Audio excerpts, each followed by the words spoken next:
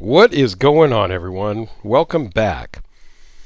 We've got a very interesting Spyderco to look at today. And this one was not lent in from Alex over at the Knifebox channel. I've done a lot of his lately, and I've got a few more to do, but I try to mix in. So it's not just Spyderco Alex, Spyderco Alex, Spyderco Alex, Spyderco Alex, right? Right now, what I have loaned in a lot is a bunch of Spydercos, so that's what you're going to get.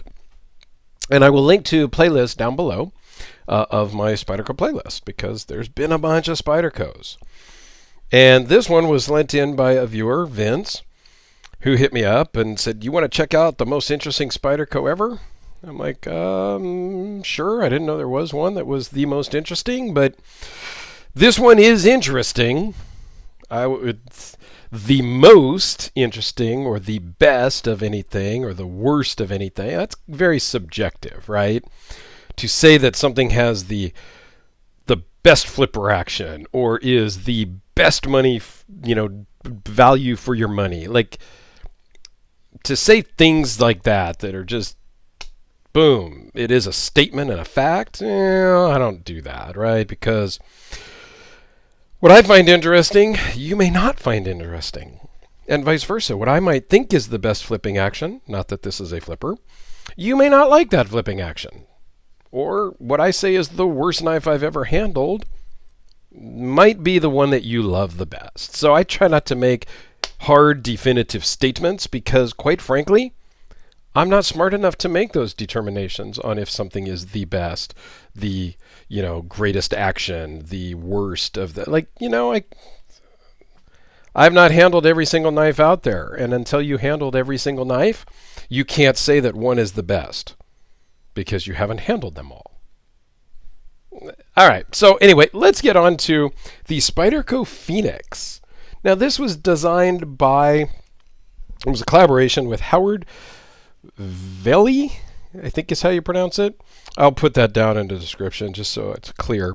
He has since passed away, but in honor of him, Spyderco came out with this, here we go again, a sprint run in the red G10. The part number, if you are interested, is right there. And I know Knife Joy had them, Knife Center had them, a bunch of places had them. You may still be able to get them. I didn't go looking. These are relatively recent. So they brought this back. They had done one previously. They brought this back after Howard passed as a tribute to him, which I think is super awesome. Okay? It does feature the ball bearing lock, and it is not the first time that they have ever used the ball bearing lock. They used it also on the 911 Tribute Rescue knife that I have done a full video on, and I will link to this down below as well. Very special knife to me. The Twin Towers and that whole incident, I don't know, it just means something to me. I am in the security industry, and so it kind of hit a little close to home during that time. And so people have asked before, and I've talked about it I believe in this video.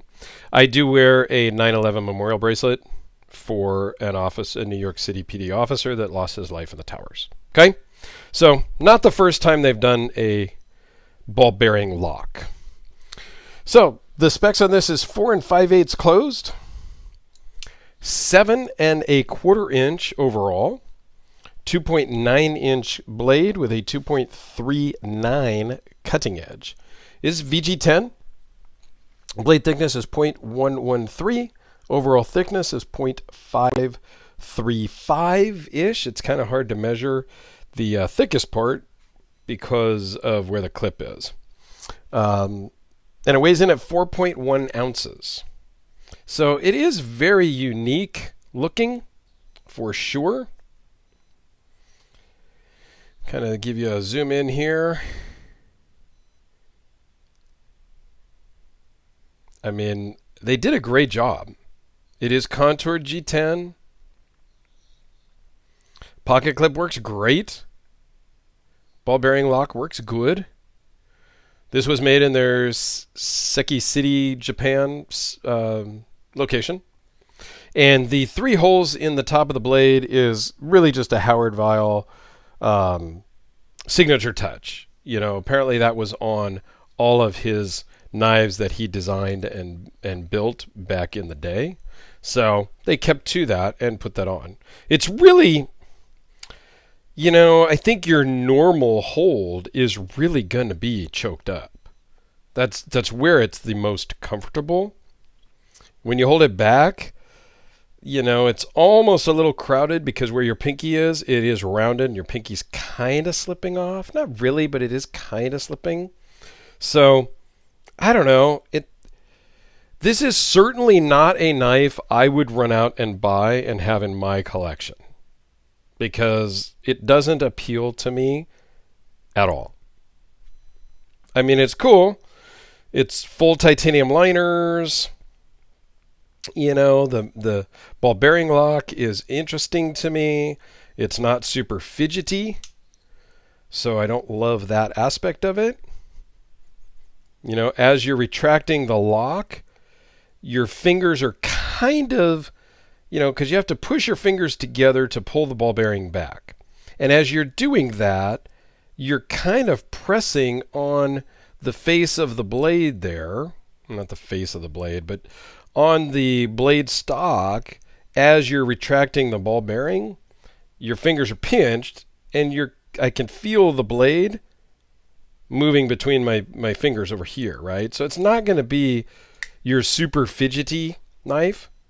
I think this one is newer and maybe not broken in, so it may loosen up a little bit, but it's not going to be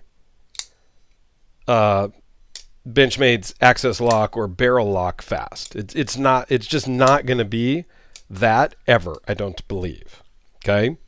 I know on my 911 rescue knife, that never gets carried. Okay? So this is one knife in my collection that I have never carried.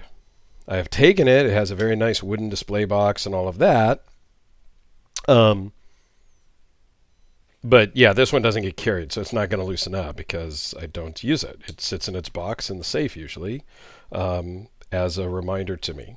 So anyway, let's do a couple of size comparisons here because this is kind of on the odd size. With the Sharpie, the Delica. Yeah, it's basically the same size as the Delica, just kind of configured differently. Since we've got the rescue knife out here, this is just a great knife. The whole 911 thing. Go watch my video on that. You'll understand.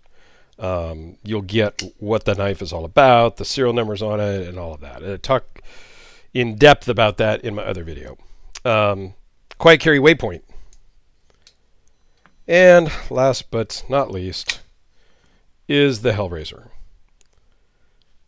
Just kind of similar shape, right? It's got the handle kind of here and the blade kind of, you know, at a little bit of an angle. So I thought that was kind of a decent comparison. But, you know, Vince, thanks so much for sending this in. It was a pleasure to check it out, for sure, for sure. I do greatly appreciate that. So thanks for thinking of me. I appreciate that as well. There you go, guys. Let me know what you think about the Spyderco Phoenix. Have a great day, everyone, and we will see you tomorrow.